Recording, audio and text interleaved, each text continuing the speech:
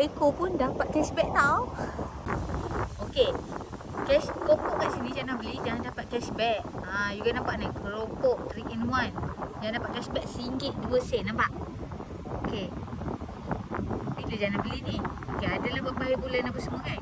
So RM harga keropok dan jangan dapat cashback. Cashback yang dah receive dah pun RM1 2 sen. Sampai tepi pantainya ngunyah-ngunyah keropok kan? Bestnya keropok pun dapat, cashback pun dapat. Okey, kita dah rasa dah keropok ni tadi sedap dah kan? Okey, so kita tengoklah nama kedai dia. Kita nak share dengan you guys Nama kedai dia Al-Haleko. So korang boleh juga beli keropok ni kan. Nanti kalau boleh lah mengunyah-ngunyah malam-malam. So buka TikTok, pergi dekat shop. Okey, tekan dekat search bar ni, type Al-Haleko, nama kedai tadi. Okey, keluar macam-macam kan. Okey, kita nak beli keropok yang ni. Lepas tu kita tekan nak panah. Kita tekan copy link. Kita masuk balik paste dekat Mova. Kita tekan allow paste. So dekat sini kita nampak produk keropok daripada Al-Haleko ni bagi cashback RM3 lebih. Maksimum RM3 lebih. Tu cashback paling besar dekat kedai dia.